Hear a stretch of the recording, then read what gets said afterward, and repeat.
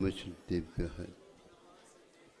अहिंसा परमो धर्म की आचार्य गुरुवर श्री कुंद कुंद भगवान की, आचार्य गुरुवर श्री ज्ञान सागर मुनि महाराज की।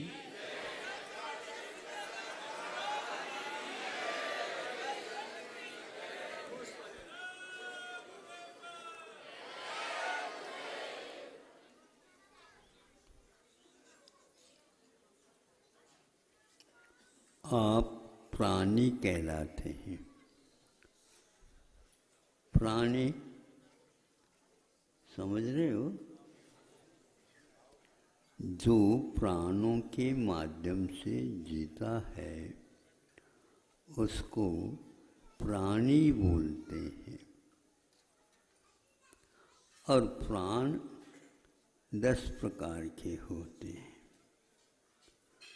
10 प्रकार के प्राण होते हैं। उनकी रक्षा करना हमारा कर्तव्य होता है।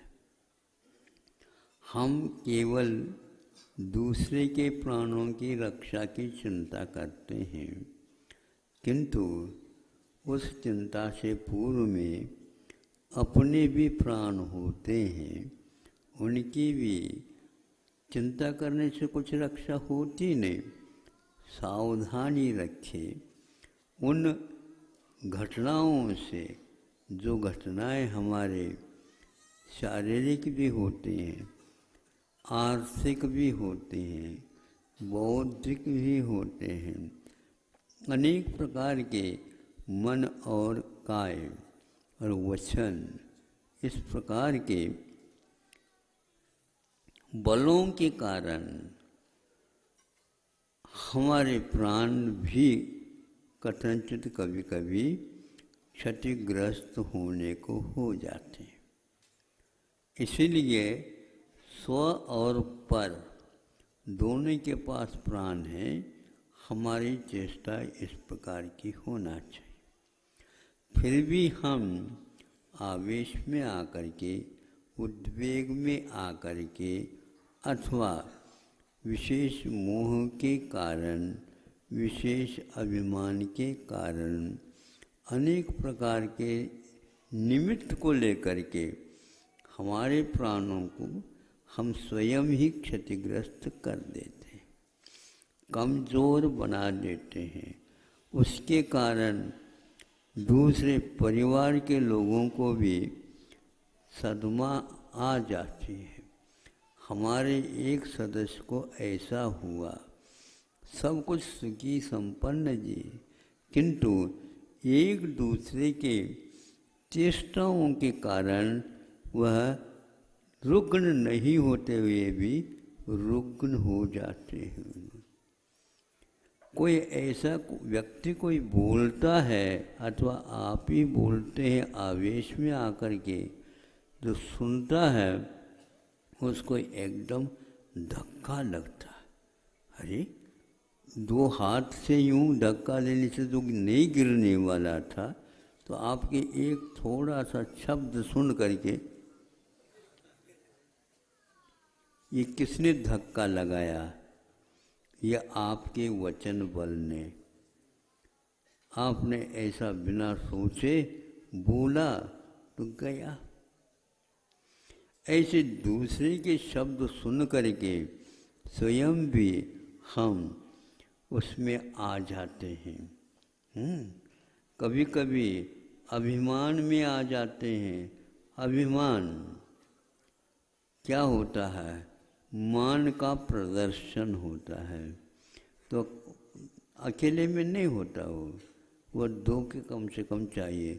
जितना समूह होगा उतना ही वह मान सशक्त, स्ट्रांग जिसको बोलते हैं आप लोग, ऐसा होता है। और यदि नहीं मिलता है तो उससे भी, भैया क्या बताएं, जब से लोग हमें पूछना बंद कर दिया तो बिल्कुल हमारा क्या हो गया, पारा डाउन हो गया, मतलब खून ठंडा हो गया, हमारा खून बढ़ गया, ऐसे भी कहा जाता है। ये सब क्या है हमें बताओ। महाराज क्या रक्तचाप का ही पूरा पूरा संबंध हमारे पास है क्या दूसरे के पास है, बताओ। इसके बारे में आचार्यों ने कहा जिसके पास सम्यक दर्शन होता है वह इसका संतुलन बहुत अच्छे ढंग से रख देता है। और इतना ही नहीं, वर्षों में चिंता में जो डूब गया है उसको भी चुटकी बजाते बजाते उस संकट से दूर कर दिया जाता है। इसका नाम स्थितिकरण अंग है। अपनी स्थिति को स्वयं सुधारे वो तो बहुत सशक्त माना जाता है, दृढ़ सम्यक भी माना जाता है। और वह दूसरे के लिए थोड़ा सा भी आधार दे दे उसको सारी चिंताएं समाप्त हो जाते हैं, भयानक रोग भी शांत हो जाते हैं। इस प्रकार आचार्यों ने एक स्थितिकरण अंग को भी रखा है। स्थिति के अनुसार उसको पूर्व स्थिति तक पहुंचाना है। एकदम पहुंचा भी नहीं सकते, एकदम हम छोड़ भी नहीं सकते।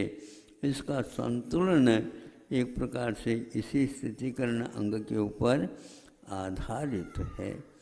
राम विह्वल हो गए हैं, जंगल में भटक रहे हैं, उसके लिए हनुमान की बड़ी आवश्यकता होती।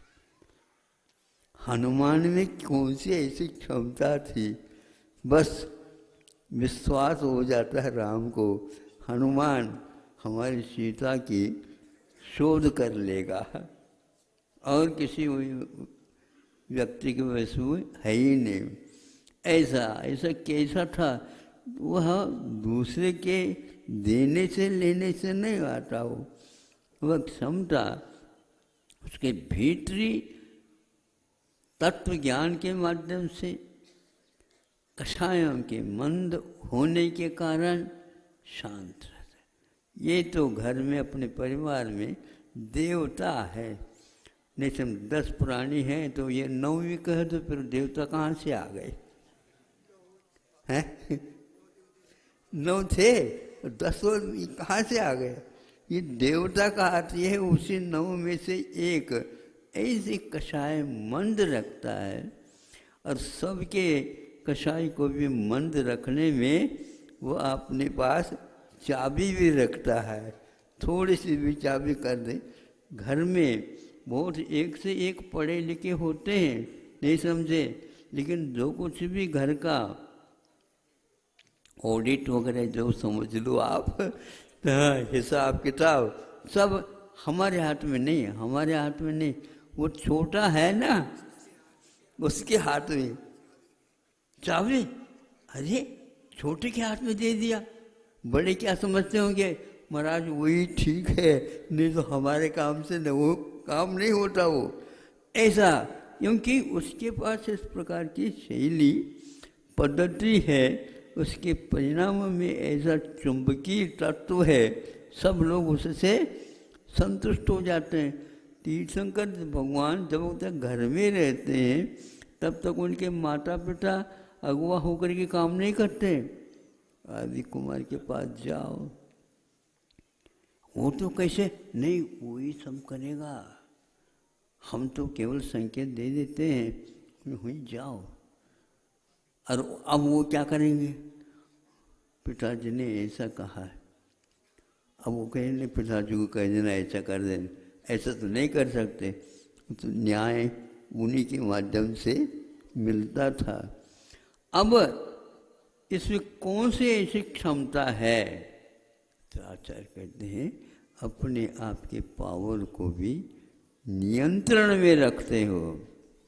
कषाय के परिणाम आते तो होंगे, लेकिन उसको इस ढंग से थोड़े से कर दे, अपने आप ही ठीक हो जाता। हाँ, ज़्यादा जो है बढ़ाना ठीक नहीं है, लेकिन घटाना तो अच्छा है। लो ब्लड प्रेशर ज़्यादा खतरनाक नहीं होता बताते, ऐसा है। हाई ज़्यादा, हाई में तो हाई ही कर देता है, घर ही उठक पटक हो जाए। बहुत तेजी आती है उसमें। अब अपना ही प्राण खून है और वह अपने लिए घातक हो गया। क्यों हो गया? तो आचार्य कहते हैं उस खून का संबंध, उन प्राणों का संबंध एक प्रकार से भावों के साथ लगाव हुआ रहता। तो इसमें सम्यक दर्शन के दूषण यदि हो लग गया तो मद के द्वारा सम्यक दर्शन दूषित हो जाता है। इसलिए मद धारे तो दोष गुणन को, हाँ कैसे, हाँ सम्यक दर्शन के कोमल ठाने बोलते हैं। यदि मद धारण करते हैं सम्यक दर्शन के लिए मल में दूषण लग जाता है। और यदि निर्मद हो जाते हैं तो अच्छे अच्छे व्यक्ति भी मद करने वाले शांत हो जाते हैं। उग्र उग्र से और भयंकर यदि कोई मान लो चीता है और सिंह है, व्याघ्र आ जाते हैं तो भी उनको साम्य दृष्टि से देखो, मित्र के समान देखो और इसका भी कल्याण हो, इस प्रकार आप यदि भाव करते हैं तो आपकी ये तरंगे यहाँ से उठ कर के उनकी क्रूरता को शांत कर देते। जैसे पानी गर्म है उसमें शीतली वगैरह डाल दे, कपूर की कण डाल दे तो एकदम वह गर्म पानी भी ठंडा हो जाता, पीने लायक हो जाता है। खून में भी उबाल नहीं आना चाहिए। दूध में उतना ही उबाल आना चाहिए जितनी मलाई बाहर की ओर न उछले। सुन रहे हो? आप लोग कम तो मलाई रहती है लेकिन नीचे से आग ज़्यादा लगा देते तो तस्त्री सहित भुगन सहित ऐसे तो मत किया करो, नहीं समझे? वैसे दूध नहीं मिलता। तो हमारे अच्छे परिणाम यदि वेग आ गया तो उसके साथ कुछ भी हो सकता है। इसलिए आचार्यों ने कहा मद को समाप्त कर। मद यदि ज़्यादा बढ़ गया तो दम घुट गया। मद दम, इसलिए दम रखो। हाँ, और आप नहीं रख पाते, बड़ा होता है। तो इसलिए 8 प्रकार के मद हमारे सम्यक दर्शन को उठा करके मलाई सहित भुगोने को मिलना कठिन है और आपके आवेग के कारण वह हो गया। इसी प्रकार एक दूसरा है जिसको बोलते हैं आचार्य रत्नकर्ण श्रावकाचार्यकार कि स्मय और एक विस्मय। स्मय का अर्थ होता है मद और विस्मय का अर्थ होता है आश्चर्य। हर बात में लट्टू नहीं होना चाहिए। लट्टू समझते हो? हाँ, वो भीतर पावर तो बहुत थोड़ी तार में रहती है कि इतना बड़ा लट्टू है तो वह केवल लट्टू है। आप हर बात में यदि विस्मय करेंगे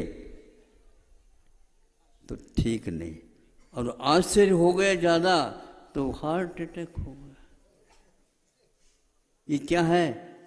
ये रोग बहुत हो गए आजकल। हाँ, इस प्रकार अपने हृदय की गति को जो व्यक्ति साम्य नहीं रखता, आपे में नहीं रहता, मद में जड़ से आ जाए और विस्मय भी हर बात में हो जाए।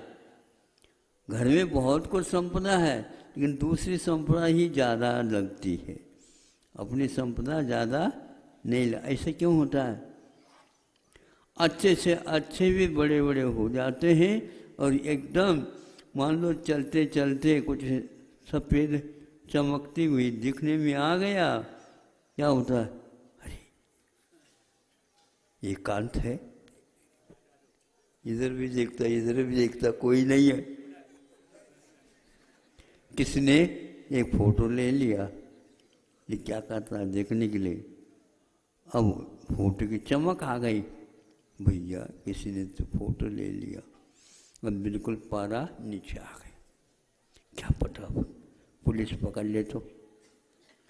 लिखा है अनय, कुंद महाराज ने अष्टपौर में लिखा, अनय के माध्यम से, अनय मैंने नीति से बाहर जाने से भी, नीति को विकृत करने से भी, अपने परिणामों को इस प्रकार हल्के करने से अकाल मरण भी अनंत बार अतीत काल में हुआ है,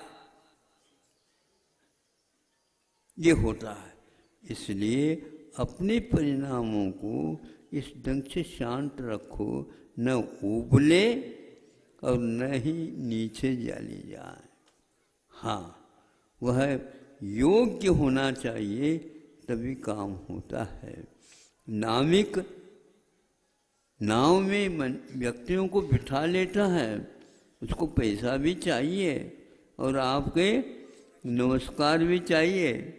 हाँ हाँ, आप ही हमें पार लगाने वाले। हाँ, लेकिन वो बार बार देखता है 20 व्यक्ति इसमें रह सकते हैं, हाँ हम 20 भी रहेंगे, लेकिन 20 में हुआ क्या है, हुआ क्या, 50-50 kg के तो 2-3 तो ठीक है, लेकिन 150 हाँ बैलेंस, तो वहाँ उधर देखता, सीट को नहीं देखता, व्यक्ति को नहीं गिनता। वो देखो हमारे यहाँ कड़ोरा वहाँ पर बंधा हुआ है नाव में, नहीं समझे, वह यदि डूबने लग जाए तो खाली करना पड़ेगा आपको। सुन रहे हो, भारी भरकम होकर के बैठ गए, मोटर गाड़ी में भी 3 सीट को एक ही सीट कहाँ चलाएंगे हम?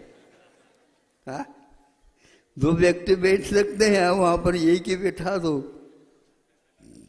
दुगुना दे देना चाहिए दाम।